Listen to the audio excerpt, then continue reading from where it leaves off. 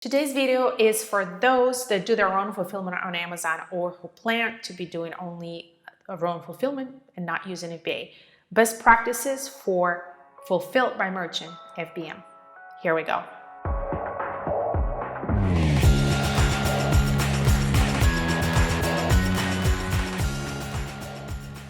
There are two ways to fulfill products on Amazon. One is fulfillment by Amazon, and the second one is fulfillment by merchant or self-fulfillment. Going forward, I will refer to those two terms as FBA and FBM, right? Fulfillment by merchant. And today's video is best practices for those that either are doing using FBM as the main method of fulfillment, or who plan to start selling on Amazon and you want to make sure and you plan on selling not using FBA for whatever reasons. So how to make sure that you do it correctly, that will help you grow sales. First of all, before I go into the actual best practices, I just want to caveat that for sales trajectory and for conversions, FBA is always preferred. However, there are some scenarios, there are certain type of products that just the P&L model, maybe it's oversized or breakable and so on, might not always make sense. Or you decide that you don't want to use FBA for your own reasons. I would still encourage you to consider FBA model, but we do have clients that use FBM at least for part of the year or for the full year. And while it is it requires a little bit more hands holding and obviously more operational burden, it's still possible to scale and to be successful with FBM. You just kind of have to work at some things harder than others. So let's go through best practices. The first one is determine your shipping window that you can commit to. We see a lot of brands that are new to Amazon kind of a trip up through that because Amazon has fairly strict SLAs for getting orders out, and the default shipping window is 1 to 2 business days.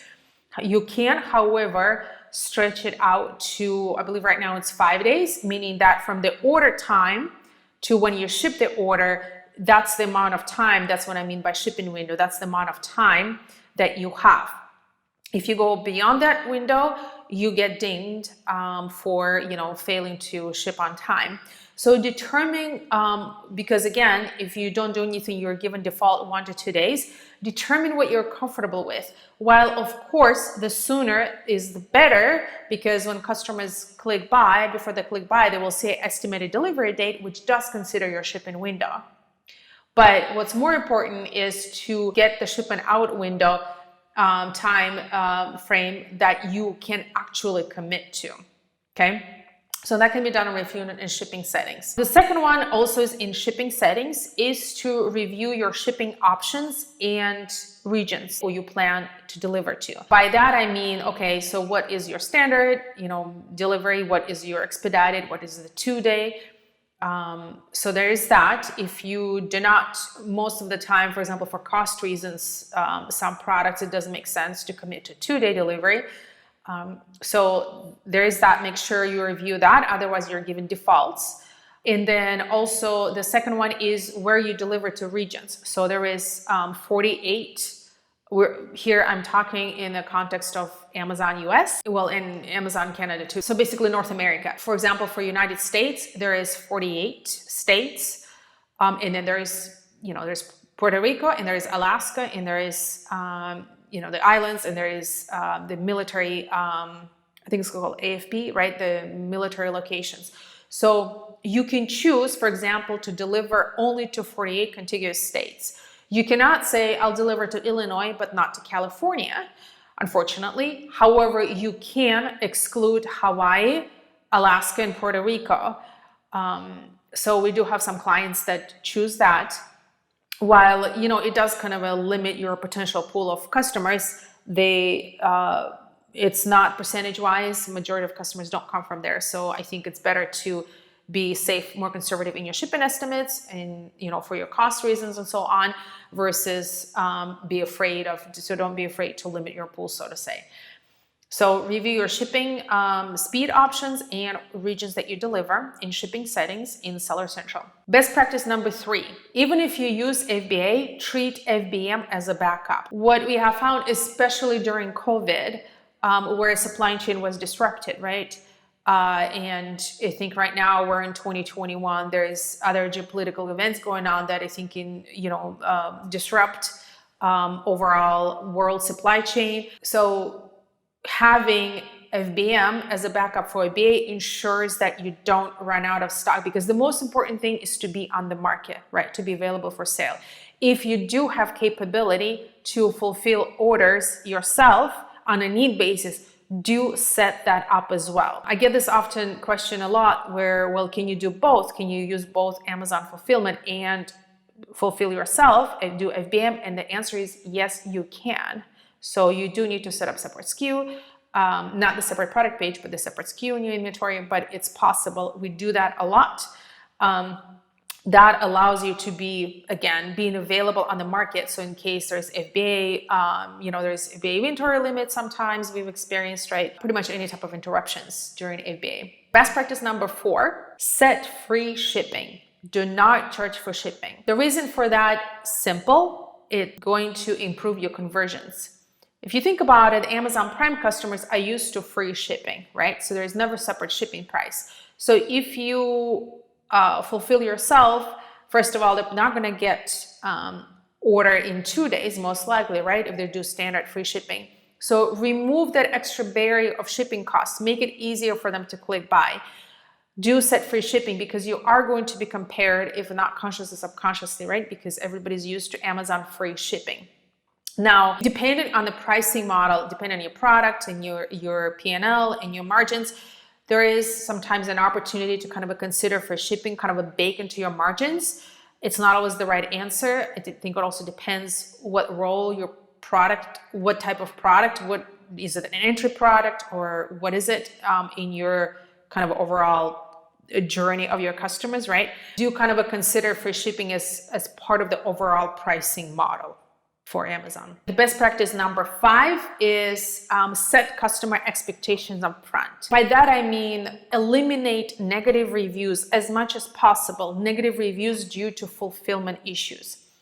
When customer leaves a bad, seller feedback because Amazon FBA didn't deliver, Amazon strikes that through, right? You don't have that luxury. So you are responsible for fulfillment experience, even if UPS delivered late or things are broken. So you are where the buck stops, right? And unfortunately, sometimes customers leave bad product review when they actually had bad fulfillment experience. Those are two different things, but for regular customers, sometimes they're not separated. So we suggest to set customer expectations for fulfillment as much as you can up front. Here's what I mean. For example, we work a lot with multiple products. We've worked with and still work with in the chocolate category. We have quite a bit of experience there. So with multiples, of course, we're stepping into the season of summer and warm temperatures. It's, for example, on product pages reflecting that product shipped cool. For example, if I were buying chocolate on Amazon in July or something meltable, I would think about, is it going to get all melted on my porch, right? So if I see some type of assurance that it's shipped with ice packs and so on, whether it's an infographic, copy, something that's reflected on the product page, that will give me more confidence to click buy, right?